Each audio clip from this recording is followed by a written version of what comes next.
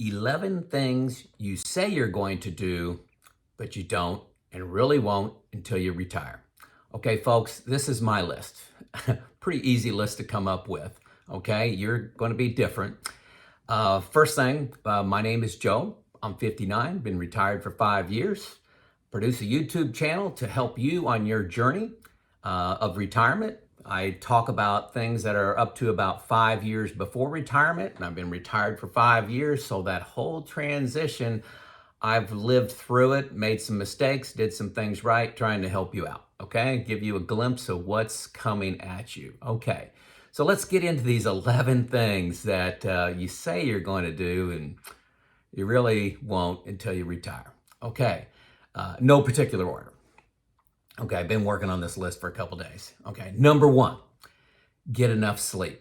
Hey folks, I routinely got 7.5 hours of sleep when I was working. That was my target. That's when I set my alarm, got up. But I probably fell asleep on the couch every Saturday and Sunday, and probably once or twice during the week in the early evening when I was home. I'm getting a consistent 9 hours now. 9 hours, and I haven't taken a nap in 5 years. So obvious I was not getting enough sleep. I feel a lot better and I'm getting a lot more done. Okay, sleep, big deal. There's a lot of things, studies on sleep and stress and longevity too. So there's great health benefits in addition to not taking naps and getting more done. Number two, stop wasting your time watching TV. Folks, when I worked, I came home and was tired. I ate with my family, my wife, but in the evening, I just wanted to veg out. And usually that vegging out was wasting time sitting in front of TV, probably eating bad food. Take a walk, create, write. My evenings now are just as efficient, or I can do anything just like the middle of the day.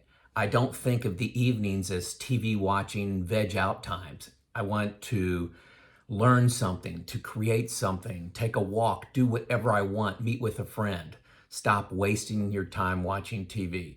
I am watching about 10% of the TV, 10% after retirement versus pre-retirement. Huge, huge.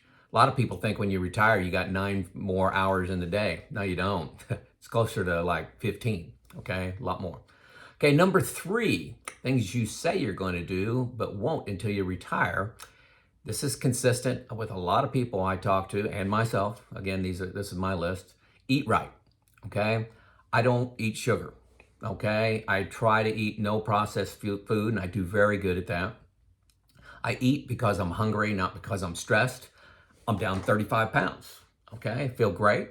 Mortality hit me in the face when I retired. You know, I went from that working career, making money, to retirement very quickly. Within a couple weeks, I started thinking, oh my gosh, my retirement's only going to be as good as my health. So started eating right. Needed that bucket of cold water dumped over my head, I think. Number 4, exercise. It's the first task of my day, every single day. Okay, take a walk with my wife while I'm not distracted. I have, I'm going to do this. I'm trying to hit a milestone before I leave my exercise routine. Make a video on that. It's a personal goal of mine. But I'm really in the best shape I've been in 20 years.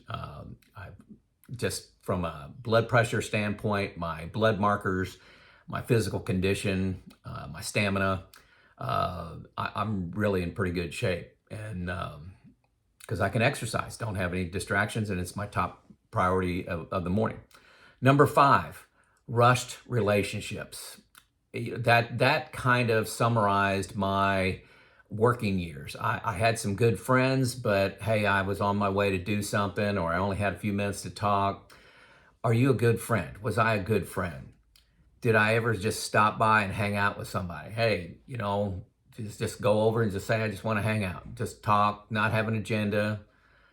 Make that phone call. Go to that birthday party that may be out of town for a cousin, an uncle, an aunt. Go to that wedding. Not come up with an excuse why you can't drive 4 hours to go to that wedding. Go to that funeral. that you can easily come up with an excuse to get out of it. But to meet some people, some acquaintances, and reflect on times and life. Invite that family, your family over for a random Sunday. We did that last Sunday, just invited my whole family over, just nothing going on. Hey, we've got some food, okay?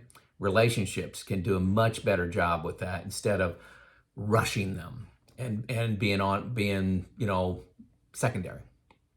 Number 6, stress-free travel. This one is super cool. Some call it slow travel. When I was working, I had a week off. Sometimes, rarely, I had 2 weeks off. But there were so many things to accomplish. I had everything planned, everything planned, and we wanted to maximize our time, get everything done, hit all the sites we wanted to hit. Your hair's on fire. Now imagine leaving the house with no reservations and 10 to 12 things you'd like to do. This is what I have done for the last 5 years. Just this February, went down to Texas and New Mexico. Didn't have a single hotel reservation, no Airbnb reservations, none. I had a checklist of things I wanted to do and a rough roadmap. So if we liked something we were doing, like in Big Bend National Park down in Texas, we can stay 2 days, we can stay 3 days, we can stay 1 day if it's not what we thought. Just fabulous, okay? Who dreads vacations because of the pre-work and the post-work associated with vacations? Folks, whenever I took my family down to Florida, for example, I worked twice as hard the week before vacation and twice as hard the week after vacation. And it detracted significantly from the travel and time with my kids. That doesn't happen anymore. I don't go on a 7-day vacation. I go on a vacation and stay as long as I want. Just that whole travel experience is at another level. Not only can I take more travel vacations, see more things, but you do them in a slow walk instead of a run, okay? So very cool, very cool. Number 7, budget. Folks, knowing where every dollar goes. I'm not talking about being crazy with this, but when I was working, I threw money at problems, didn't have time to investigate a lot of things like, life insurance, health insurance, auto insurance, just cable, different products I would buy. Just you kind of like just get it.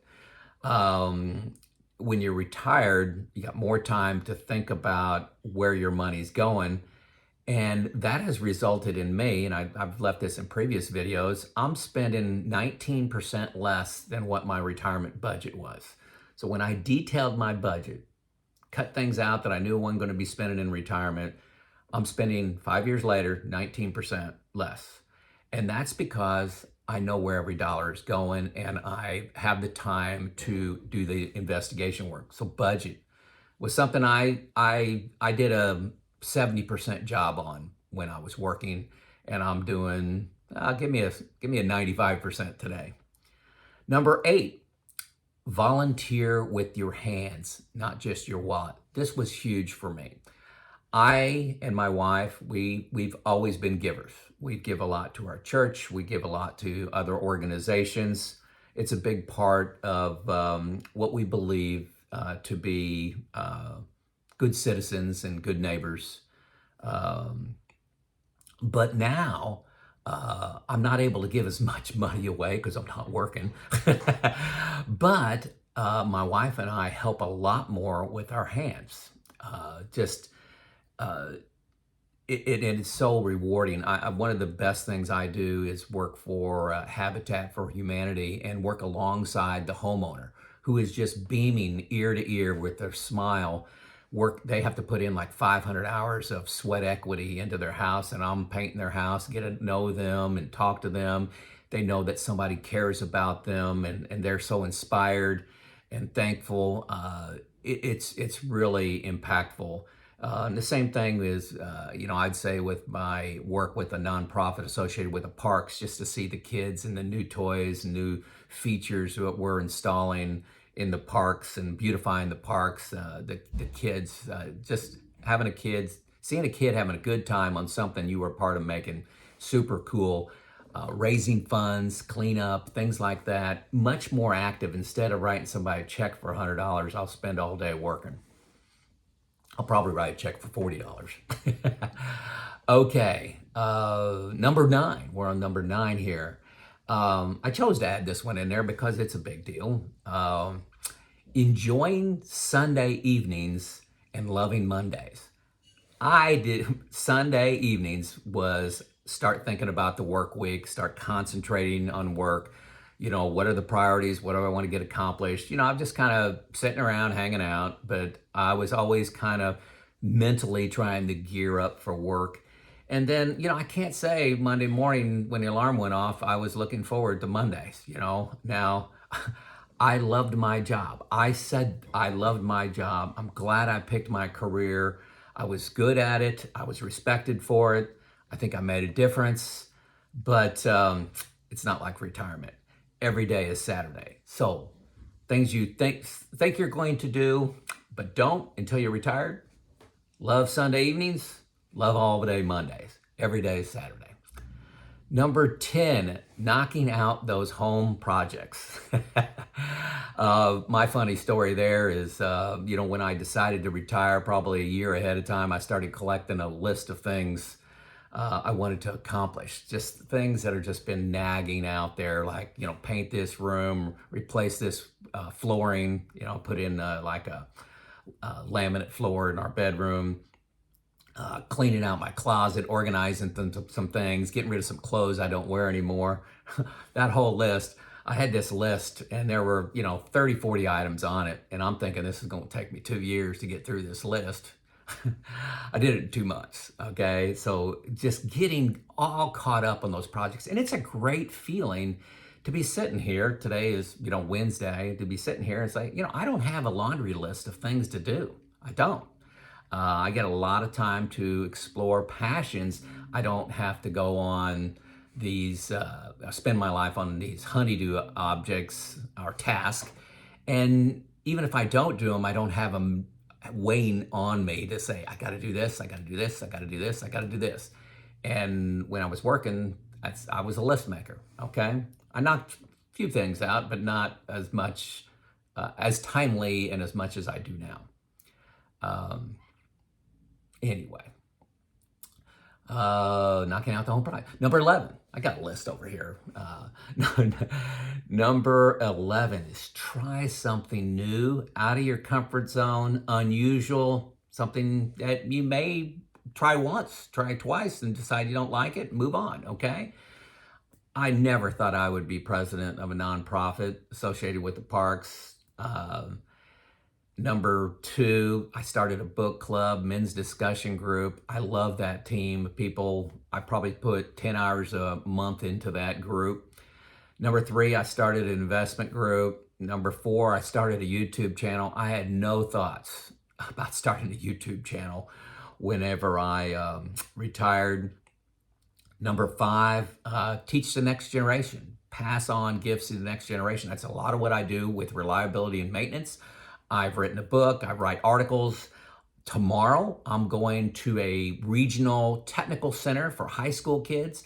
High school juniors and seniors come to this career and technical center to learn. And I'm going to be teaching a class on industrial maintenance and looking at careers in the manufacturing and specifically maintenance and equipment related. So maybe inspire the next mechanic, electrician, tool and die maker, engineer. Who knows? Who knows? So I love doing that.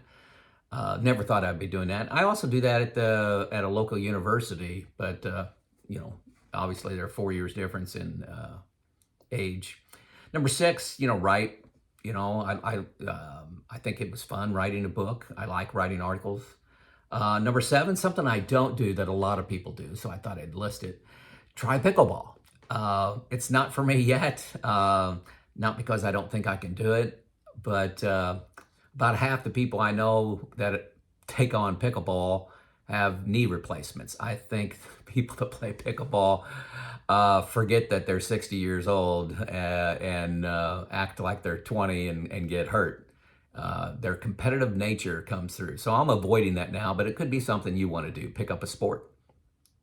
Okay, 5 years. There's my list of 11. 5 years after you retire. If you're like me, you're going to be a little bit embarrassed. And I don't know if that's the right word, but you're going to kind of laugh at yourself. I do. That I ever said I loved my job. Okay? That's the best description I use right now for my job. I really like that I picked that career path, but loving my job as an excuse to keep working when I had enough. I now look back and feel a little embarrassed about that. You love your faith, you love people, don't love your ego, and don't love things. Okay, that's my final message. You love your faith and love people, not your ego and not things. Okay, so there's my list, folks. Hopefully, it's my list, okay? Maybe you got different things on your list. If so, leave them in the comments. What are you putting off that you say you're going to do, but you really won't do until retirement? Love to hear it in the comments. This is Joe out.